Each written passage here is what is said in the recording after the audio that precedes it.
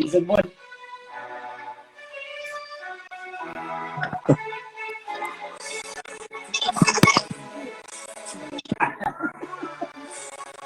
Coach Muhsin, do you know these?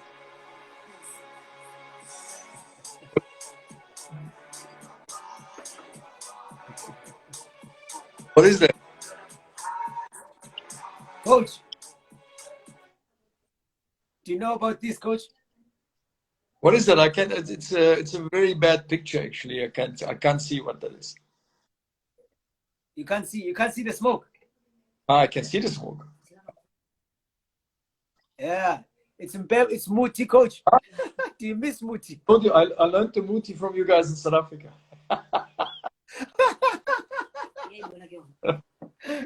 How you doing? How you doing, Muhsin? Good, very good actually. Yeah, we've been talking a lot this week, eh? It was quite a challenging week this week. Yeah, I must say that. You're having a lot of meetings.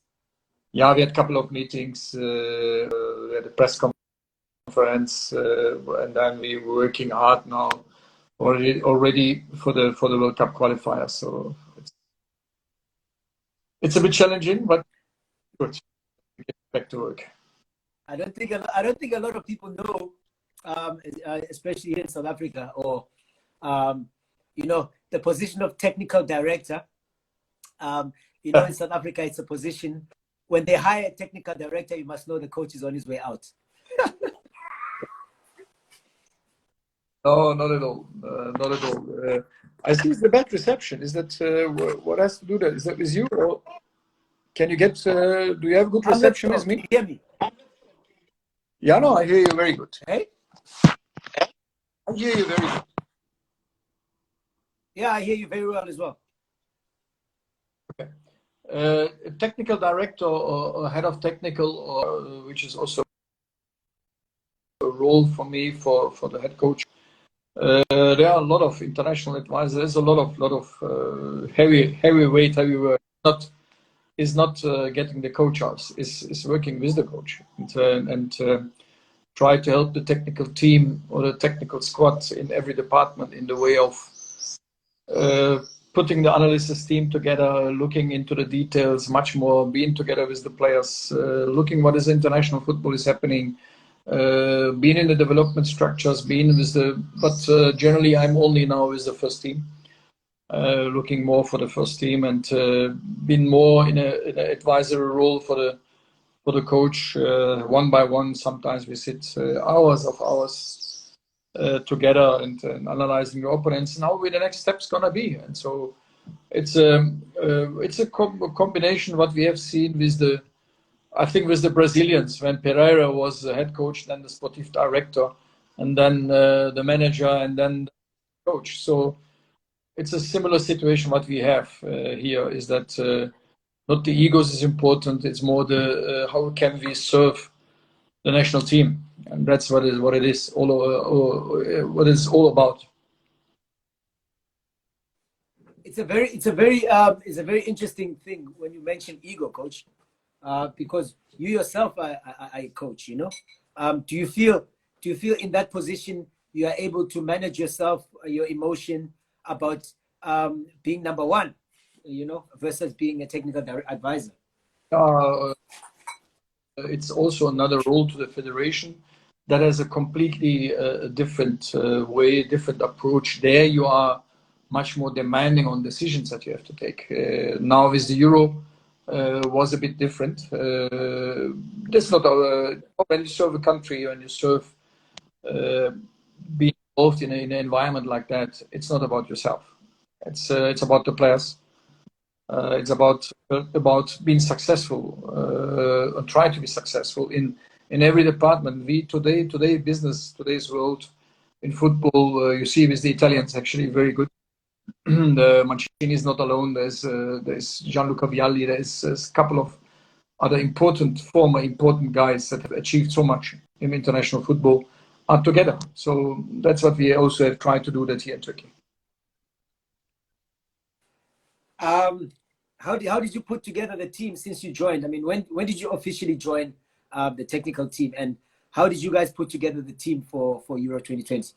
No, it's already I'm nearly 18 months. Not been coming through the media very much, but here it was actually published and a lot, discussed a lot. Also in South Africa, if I'm not mistaken. It's already 18 months in the building. I was already on the time when we beat France already there, the world champion on the time. And, so it was a process actually. Chanel wanted me to join the team because of being continents at the moment and being all over the world, have achieved so much, and to put next to his side. So that was very much. In months now, straight with the first national team, the federation. What can we do? And when you joined the team, I mean the technical team in this case, who did you know in the technical team personally, or who did you have the best relationship with in the technical team? I mean, I'm trying to figure out how the position came about. That you were approached for this position. Times before as well. Also with Fatih Terim, the former national coach, who is a very famous coach in Turkish football, is also with Galatasaray at the moment, and so he also wanted me 3 years back down the line to the Euro already. That on those years before the World Cup in Russia, he wanted me involved in that. Chanel Gunesh 2002, when I was with Kaizer Chiefs, was already interested also to get me in. And now obviously he's head coach, Chanel Gunesh, which I know so long actually, the time when we played, and so he's a coach in Turkey that is a legend in Turkish football, and we been colleagues all those years, friends all those years, and so he wanted to get me involved in the way of helping him behind the scenes and been in the structure, Turkish football, and been in a structured way. I see a former player of yours, Musa Libusa, who's at Sundowns at the moment and doing really well. Also with Bafana Bafana has joined the conversation. So maybe later on, he might surprise you with a question or two or a moment or a comment. What do you remember of Musa Libusa? One of my great favorite players that I always had at my such a great talent. Actually, I would have loved to see him on those years already here in Turkey, maybe, or in international football. What a player also to work with. And I've enjoyed every minute with him, to work with him. And then, coach, I mean, you guys put together this grand plan with Turkey. You had some really ambitious plans. I know you were very personally excited. You were telling me every day of how excited you are to go to such a big tournament with this current group of really talented Turkish players, really talented. It sort of reminded me of Turkey. Was it 2002 that they did really well with Hakan Şükür and those guys? But it didn't work out so well this time around at the Euro 2020. Yeah, it didn't. It didn't at all. This is what we are. Was before the Euro, we had such a good, and we beat Holland, we beat Norway, we beat France, the world champion, and played in Paris, a draw, and so the team actually functions tremendously. There's a lot of elements, and I'm busy at the moment as well with that, and I had this week actually the meeting behind the scenes about that. My own view, my personal view, obviously I want to speak that in the public eye, but there are elements that we should have done better, and I'm not blaming any player. We have to blame ourselves in the head of technical, and so there are a lot of elements. I have spoken to Charles. I have spoken to many of those players, and we have set up with the department of the medical department. We looked into how tired were the players. We had tests when they came in. The challenge what we had is that 3 groups. The one group played international football, which was 14 players. And then we had the two league players, and then the players who have less played or came out from an injury. So it was quite for us to get those boys in the same level. We have not achieved that, I must say. Ish. And then you guys came home. What was the first thing that you guys did? Did you go straight into a meeting, or did you all disperse, go home and refresh, and think about what was your next move in terms of this project? Yeah, no. Last week, first everyone needed to get his mind clear, and it was not necessary to talk in the public. Now everyone from outside football suggests already the solution. They have the solution, but we know that football, they have always, and I have always these problems with those ones who have even not coached a young youth side, but they have always solutions. So I have a big problem with that. So in the end, the view is important, obviously, right? So you have to take, but the football, that what we see, the preparation to it is quite challenging. You have say, a lot of multicultural players coming from all over Europe, playing in the highest level, and them to get in football in the team. But that's our job. I blame ourselves. Yeah, But not the players at all. So we need to look into that, what we should have done better, and then we analyzing step by step, and not being too emotional with it as well. We need to look out to ourselves, and that's what we have discussed this week. And next week we will come up already end of this month. We have to start, and 5 weeks time. We're playing 3 important games. One of the games is Holland.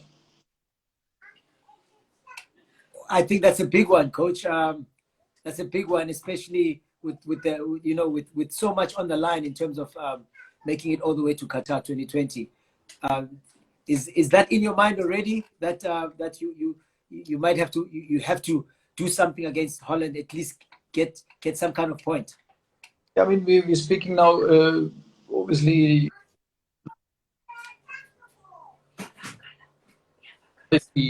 on the field, the reality on the preparation, the reality on the small side, the small details of the game. Holland doesn't have a coach at the moment. They will come up with the names what is being suggested. We look as well because when you have Louis van Gaal coming in, it's a complete different. And might go back for. You might so. A lot of time to look into that what he's doing because you're playing they're playing one game before and then immediately we play against them in Amsterdam, so you don't have time to analyze a lot and obviously that's for them for us the key game, practically who's going to be the number one on this group, and qualifies immediately. Number 2 has to play another playoff, which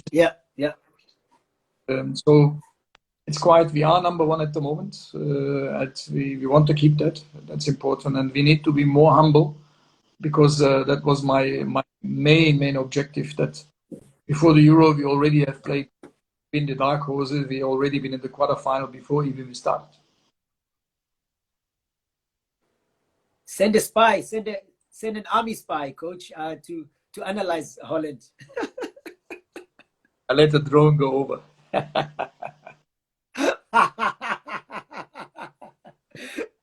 I know there's a lot of questions coming in, on the chat about your position as technical director. Say that GQ says, I would like to know whether it's advisable to do an overhaul of the squad prior to the World Cup qualifiers. What will your approach be to refresh the team, after the Euros? And it wasn't a great Euros for you guys, but are you even thinking about refreshing the team or changing your approach a little bit for Qatar? Couldn't do that. I mean, you have to know that a tournament. You have 3 days spot, and you need to get very quickly that out what you want to do. And in the pre-tournament, we had a little bit of more time. But the COVID in the country, and we had the last game. We have 15 players. So this is a discussion what we have at the moment with our medical department and the medical department in those clubs in Leicester, in Juventus, and in Milan. We want to know what was the performance after those players when they get back, and we need to look into those details a little bit more about the only the performance level, also level, how they actually felt, and what was the requirements of that process. So that has to be. The players are very valuable. We have players at the moment, they are 40, 50 million pounds worth in the market. And so the most important thing is that how can we get these players motivated and being responsible for the level that they expect to play. So we don't.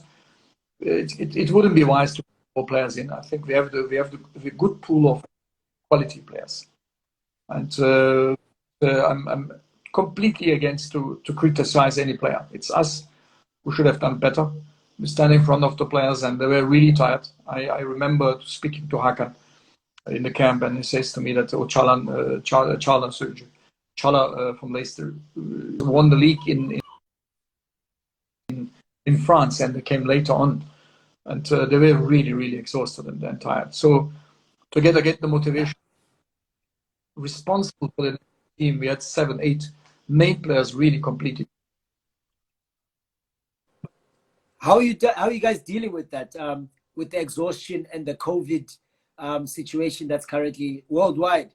I don't know how it is for you guys in Turkey and how it was at the Euros, but how are you managing with all that? I mean, I'm sure that's added stress to everything that you have to plan for. Yeah, we have to look into that. The players are really under tremendous stress because it was a congested league everywhere. The Euro was actually very good organized in the matter of the medical protection of the players. I mean, we had every 3 days, sometimes every second day, test, the PCR test. I mean, I must have say my nose is already have been under nose anymore from that what they went in there, and so I think the players were protected. We were together, but I found the Euro was a bit of a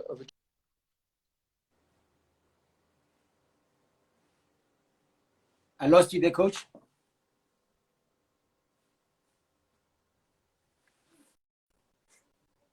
I lost you for a moment there, coach. Are you still there?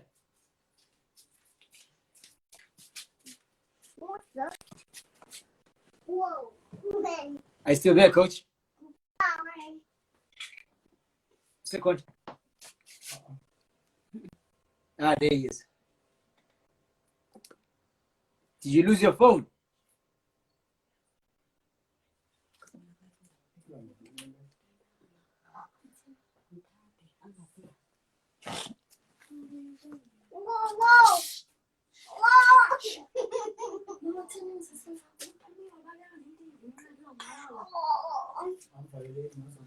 Had a bit of a technical issue there. I'm gonna try and get Coach Muhsin back on in a few seconds.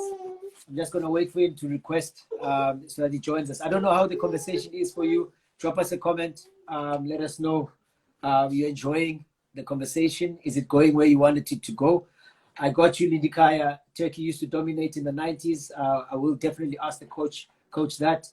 I've noted you, Alfonso Swartboy. I've noted your question as well, coach. If you could come back to SA, I will definitely ask the coach that. Let me try and get him back on, and then we can continue the conversation. Okay, give me a second.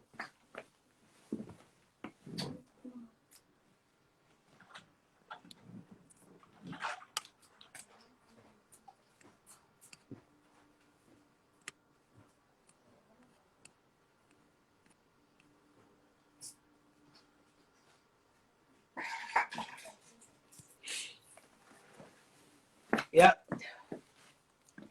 he's back online. I've just sent him the request.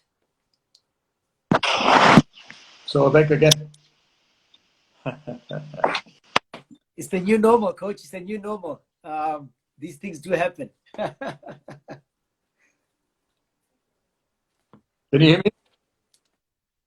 Yeah, I can hear you. Can you hear me? Yeah, no, I got on the line. Amazing, coach. Yeah, so you were still telling me about the COVID, yeah, how you guys were managing with the Euros and stuff.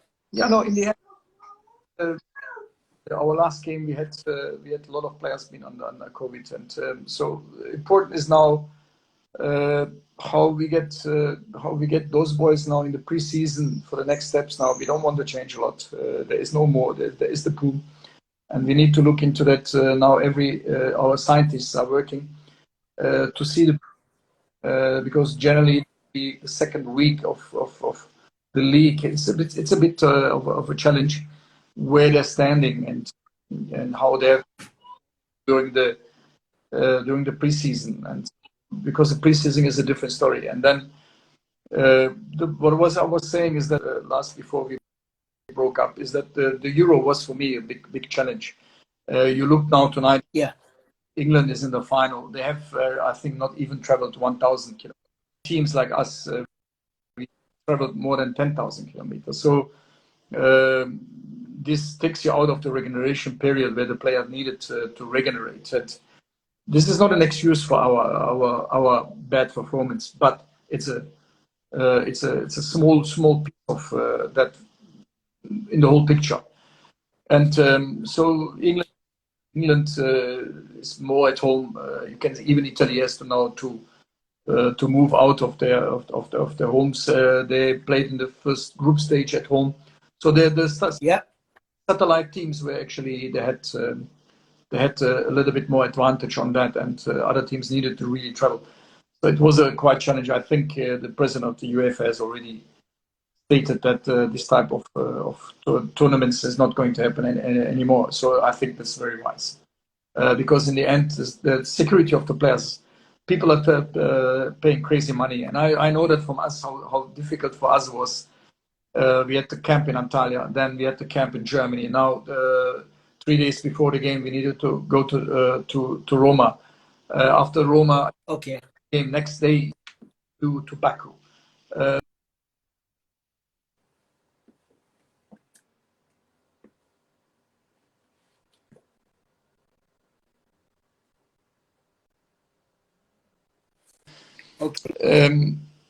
To adjust, to cope, to regenerate the players, and our medical department and our scientists were really on it and didn't work for us. So we need to rethink also this process to provide the players the best possible in the next period when we play 3 games again in 10 days.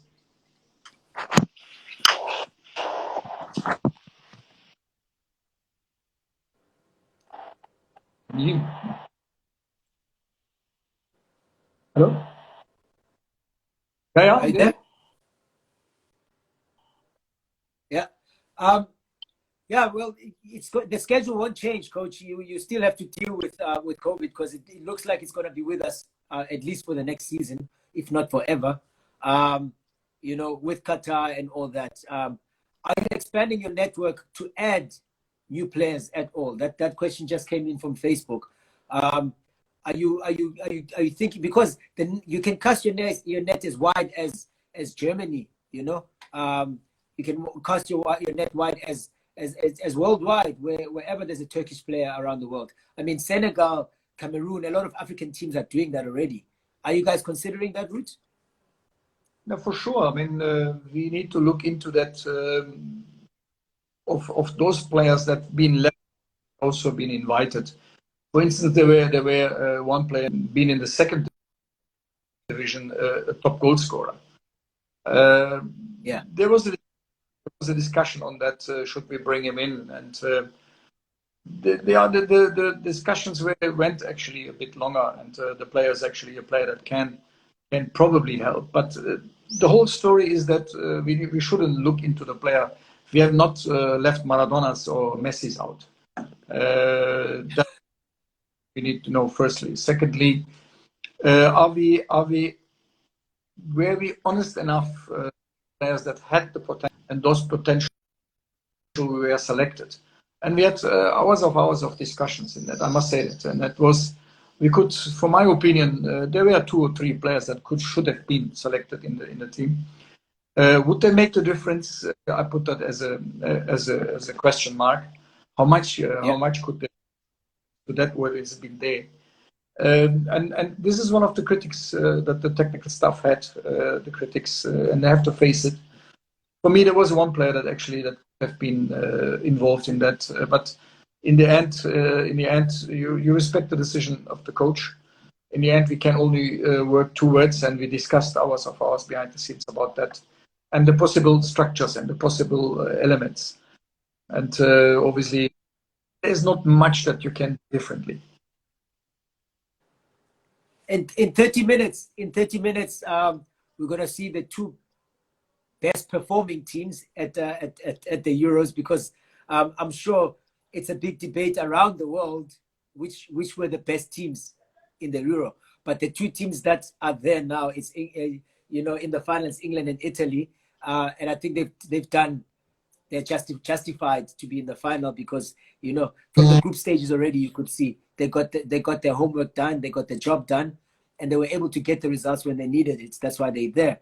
Are these the 2 teams that you expected to make it all the way?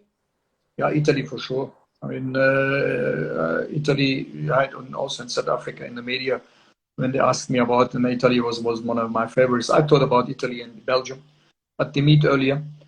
For me, Italy has a certain way of play, and I mean, tonight probably England will try to block the building up process between Jorginho and Verratti. He's favorizing Verratti, but I think the first 2 games that they played with Jorginho Locatelli in front of the defensive line, and Spinazzola was going forward, the right wing back came in. So they looked into the zones, how can they fulfill the zones, and then the second part, what Italy is very good is the counter press. So they're early on your neck, and don't allow you at all to build up. They looked also from the technical. Chiesa, the right winger, is a player, is an offensive winger, a real winger, which deals with the wing. A real winger, yeah. And so that was actually this tournament was about the wing play, because the most of the teams can really defend, for my opinion, very well. So that's the most teams had deep blocks, and to try to find the gaps in these deep blocks, you need to move very quickly in the second zone in your building up process. So very quickly in, and the biggest challenge what we also had is that the wing backs playing against opponent wing backs. So it's not naturally positioning. And what Italy has done, they brought as well. The real offensive wingers are dealing with the opponent wing backs. This is one of the major aspects that I think should be discussed and look more further as well, discussing in our side. And anything can happen in a final. Who do you think, in terms of mindset, who do you think is ready to become a champion between these 2 teams? It's a final. There are so many elements in the game. I think no one really tonight can say that this one or this one gonna be. I am favorizing the Italy ones because they find gaps. They find those elements. What has been there are some couple of really. They will close down Jorginho. This is very clearly the key. This that Verratti gonna start with Locatelli in front of the defense. Then obviously Spinazzola is not in from the Italy side. That gives really that width on that, what made Italy very strong. Is Emerson. Emerson is organized. It's not that offensive player that gives wing play for the Italians. So that means that the players in front of the ball need to adjust to the wing play a little bit better, which actually that was the strength coming from half spaces inside. So that is a complete different pass pattern. So important for me is he starting with Verratti or is he starting with Locatelli? That will make for me huge difference for Italian build-up. I believe in the Italian way, the way how they really played the tournament. which overcoming Belgium, which was for me a really key game. The British Absolutely. had a bit of, let me the easier part. Maybe rested out more.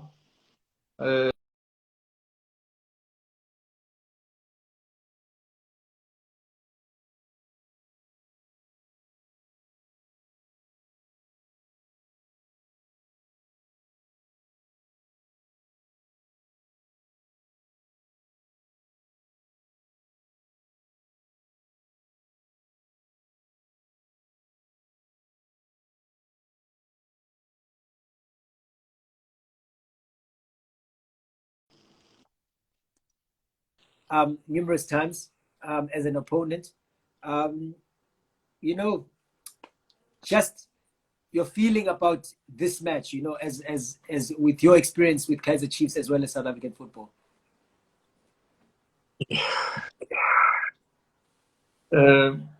My about this tournament, are you asking me that personal feeling about it? Yeah, I mean, not really about the tournament. We'll get to the part about the tournament because you've been there before with Chiefs, you know, and in the Mandela Cup, which is a Cup Winners' Cup. So we'll talk about that journey. I just want to work my way down from the final. The final is set now. It's the two teams. You know, knowing these two teams, you know the coach from Al Ahly. You know Al Ahly. You know you've coached in Egypt before, and you know Kaizer Chiefs very well. You know, just your feelings about this match, about this next week's match, the Champions League final. Yeah, first, I mean, this is a complete different competition. We had such fantastic years, and I had on that very young team. I mean, I had Stiga, Jabu, I had young players who want always behind defensive lines. We had challenges on those years, but I must say that our team on this 2001 team was actually the team to beat. That was the Fat Ale story on that time. We were a little bit late to give so much credit on as well to Farouk Khan. I think success doesn't come only from one person. It has to be the whole structure. And we had really from Brian Malloy to Ataswana, which has also been the coach in that tournament, in that Champions League final.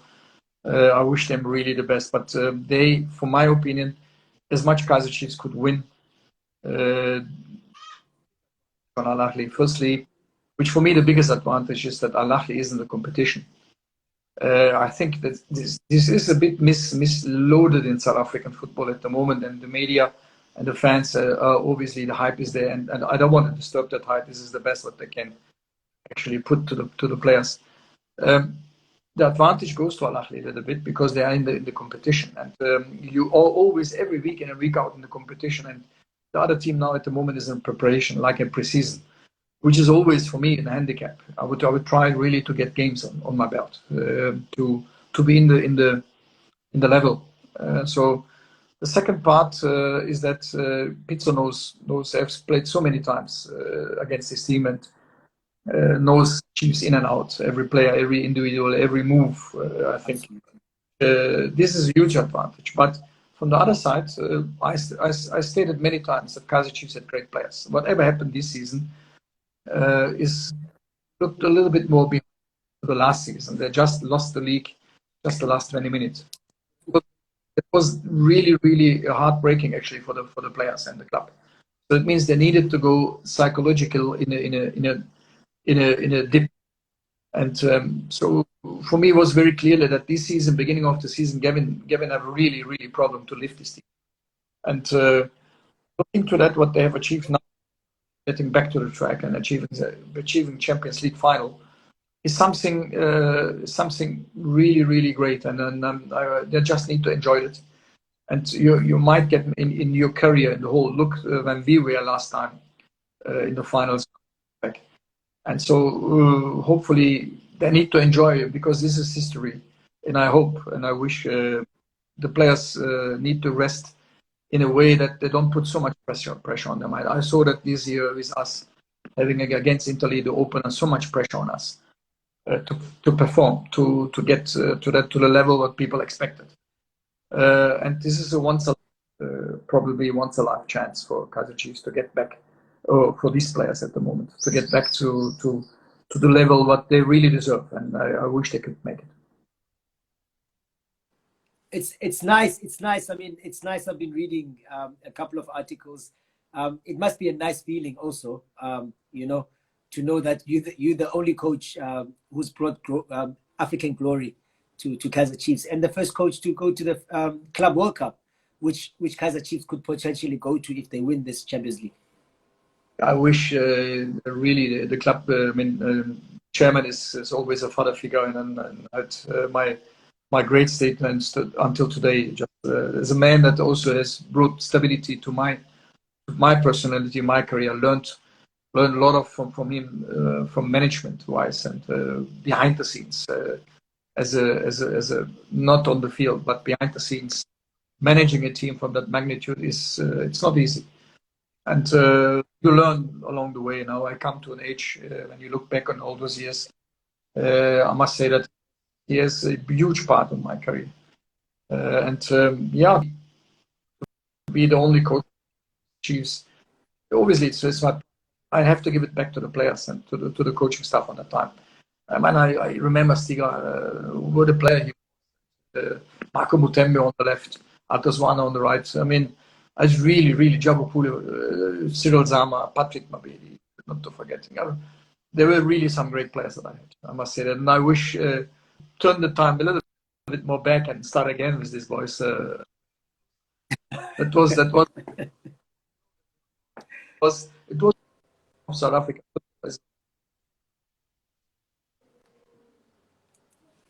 And you know, you guys missed the league by a bit that season, because you were in every cup final, and for some reason that the league just didn't become a priority. It was difficult to manage, I guess, with the schedule, including Mandela Cup. But you guys got through it. You claimed a couple of trophies, and now one of your former players is becoming a manager now at Kaizer Chiefs. Kaizer Junior is now a sporting director. Has he given you a call yet? Have you called him to congratulate him? Have you spoken yet? And what do you think about the role? Fortunately not. Let me do that from this way here. Secondly, I will do that late after the because maybe this week, coming week, because it was also a process now after the Euro coming. We had to really there was a lot of challenging here now with us to get back to the normal road.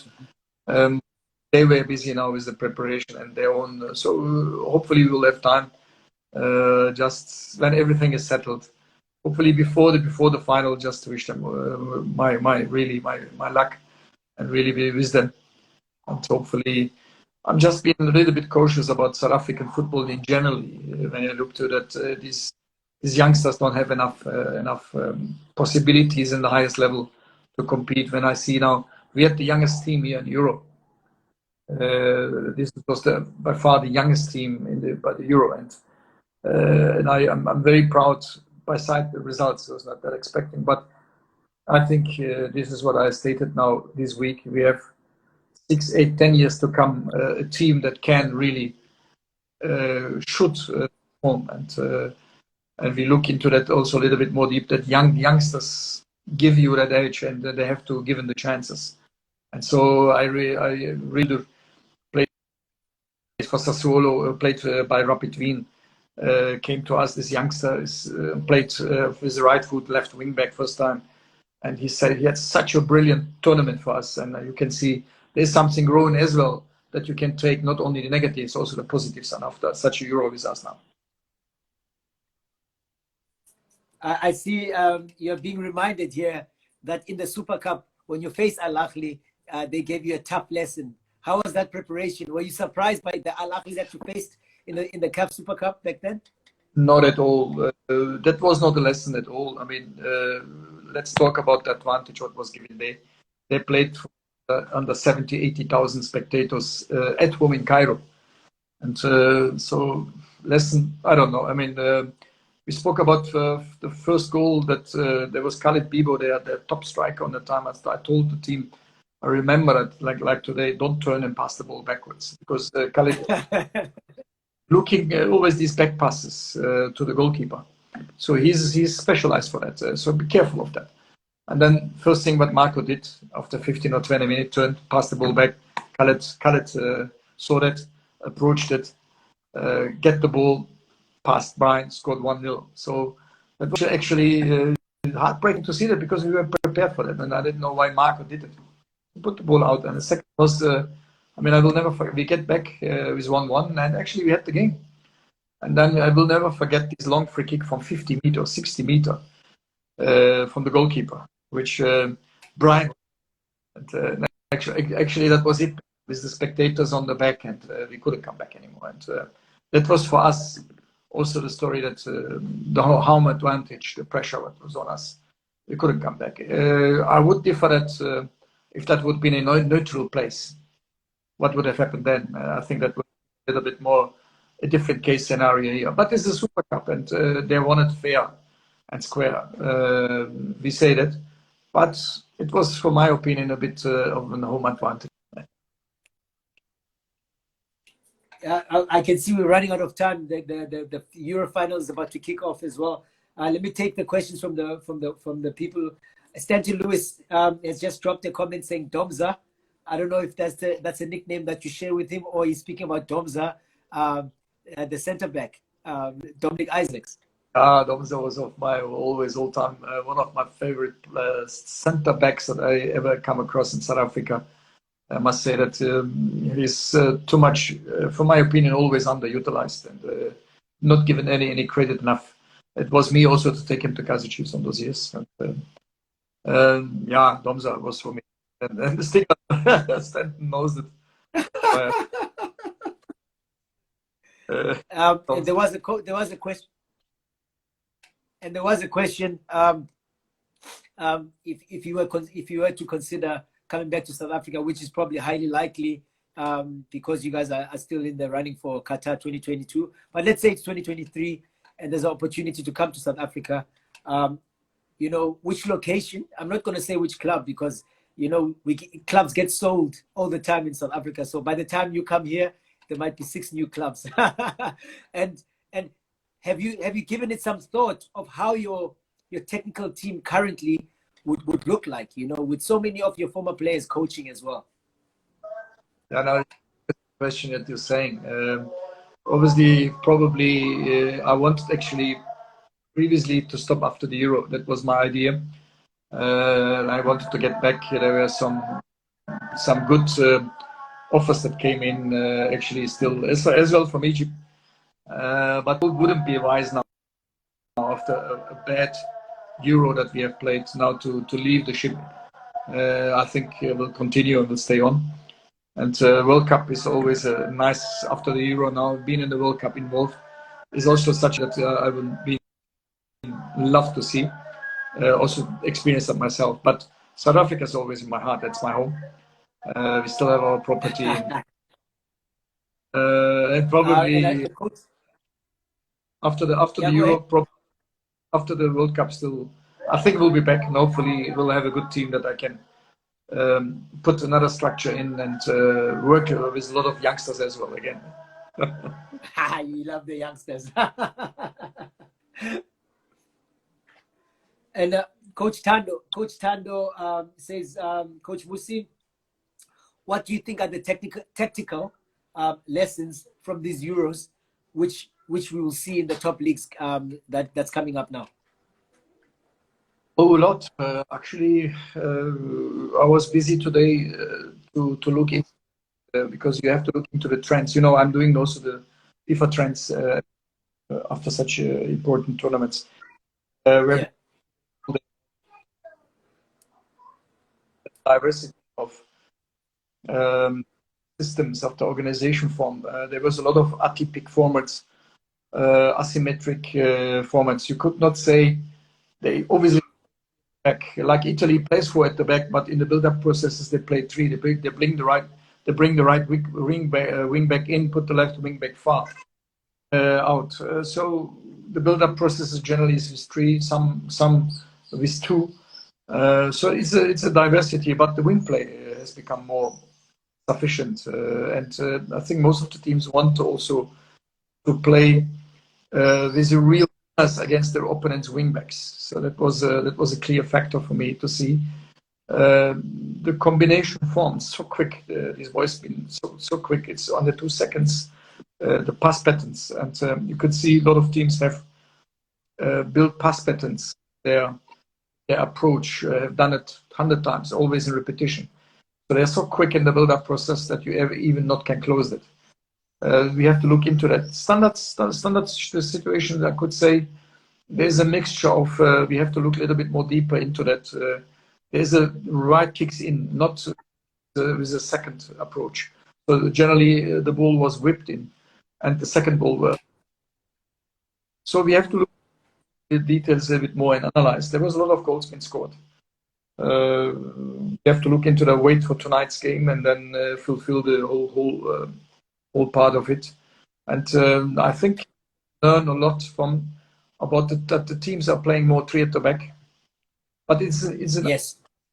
form, not a metric form of the approach. We should not speak about they're playing 3-5-2 or in the build-up they play 3. In the defensive line they play 4. There's a lot of teams that play really in the dropping a lot of deep and try to counter.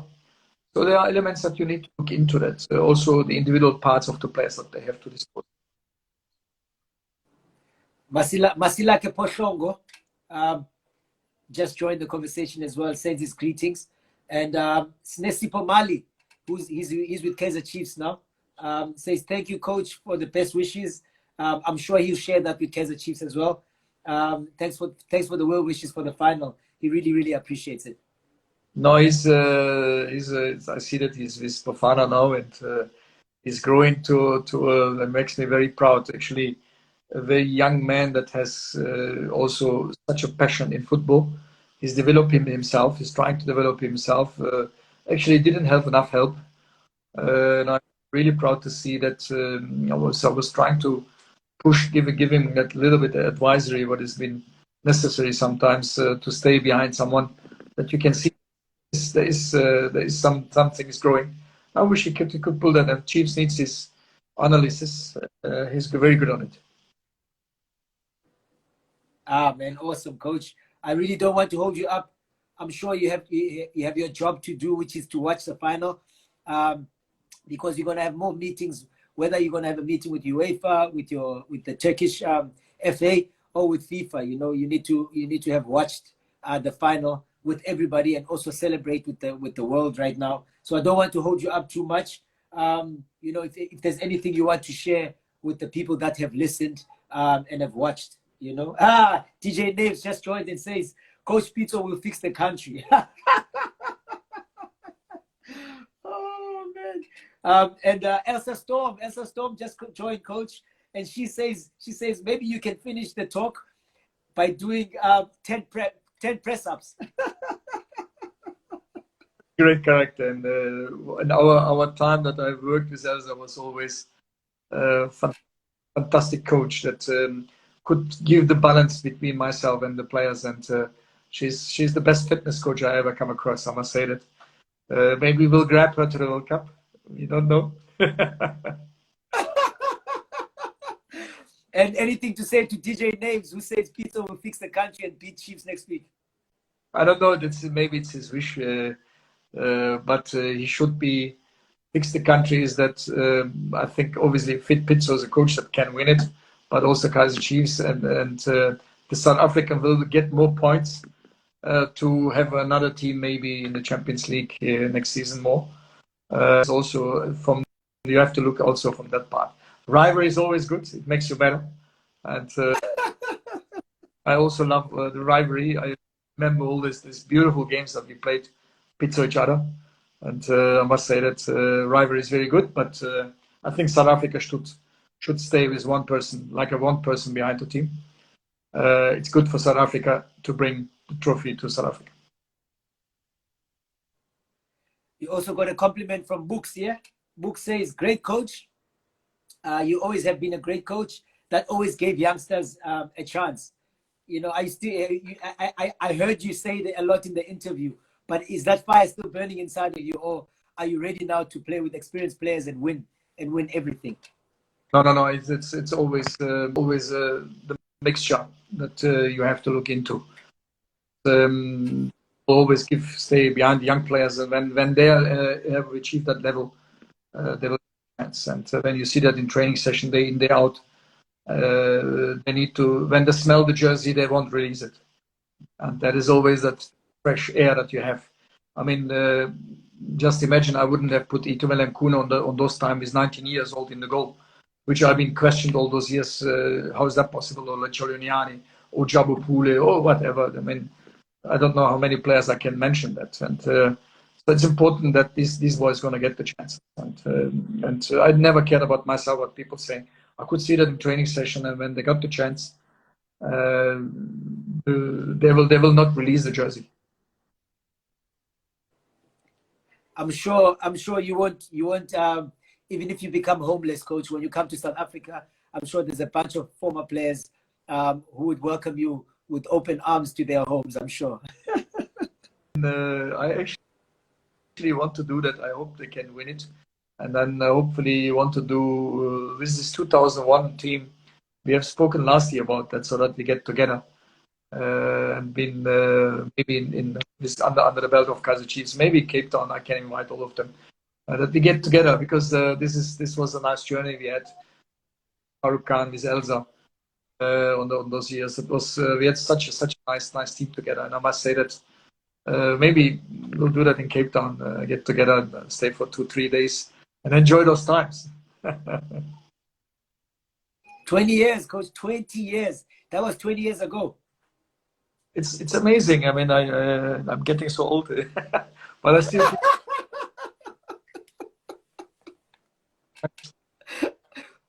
Yeah, but if you're still doing the sit-ups that you're doing and the push-ups that you're doing, then your heart is still young, coach.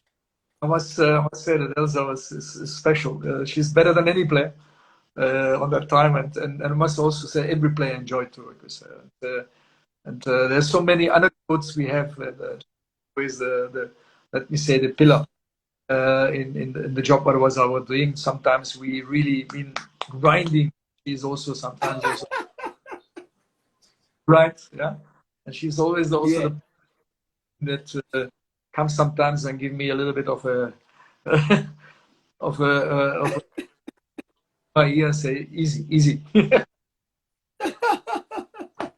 Oh, Coach Muhsin, it's lockdown in South Africa.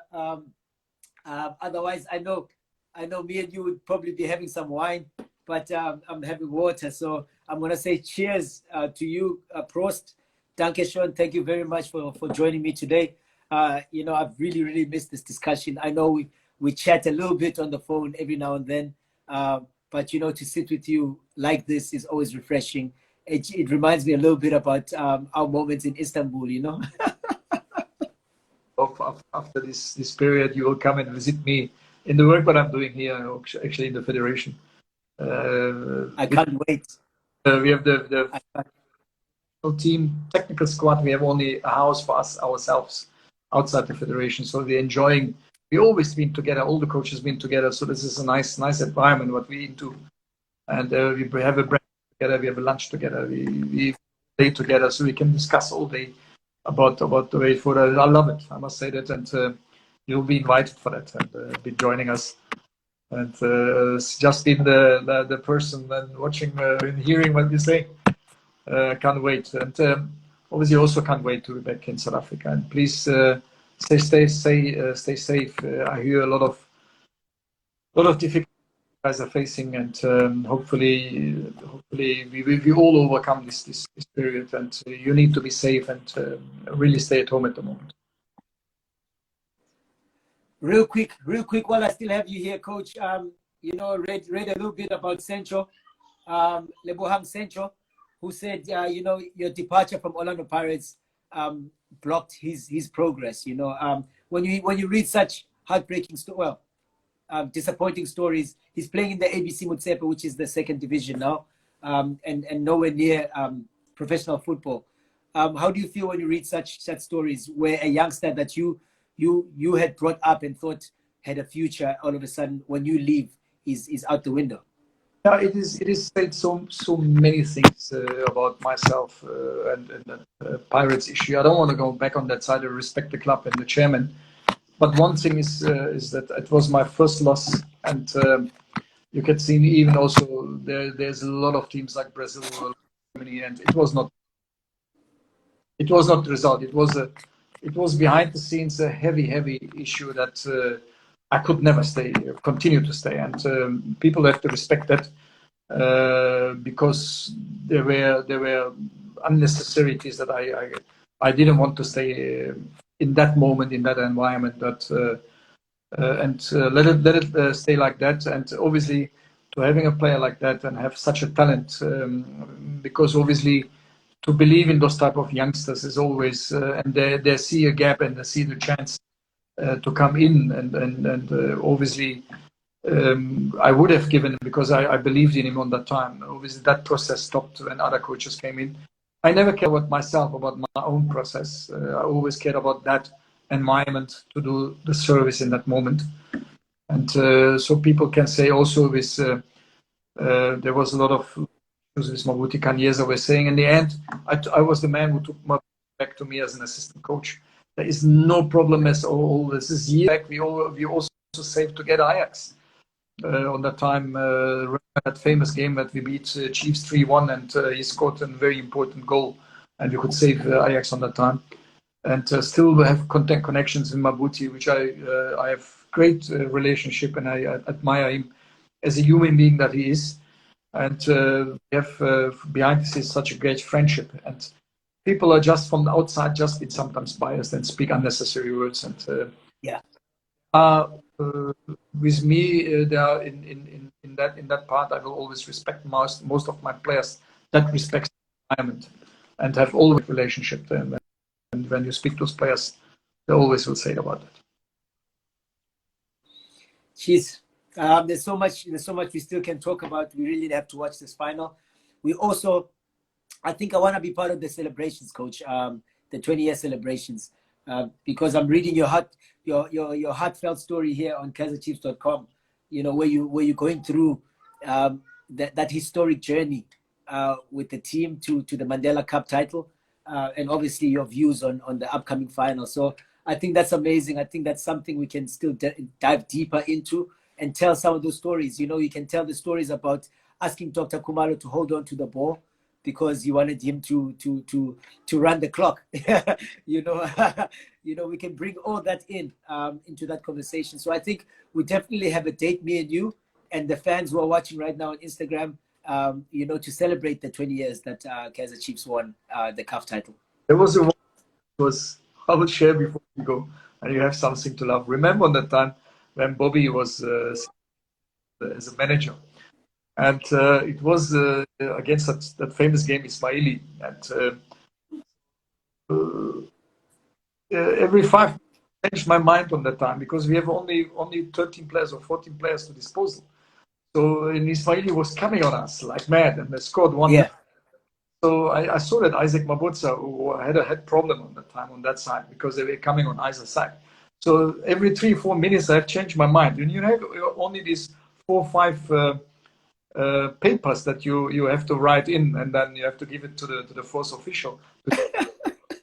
So Bobby must have scratched I don't know how many times this type of papers and put always.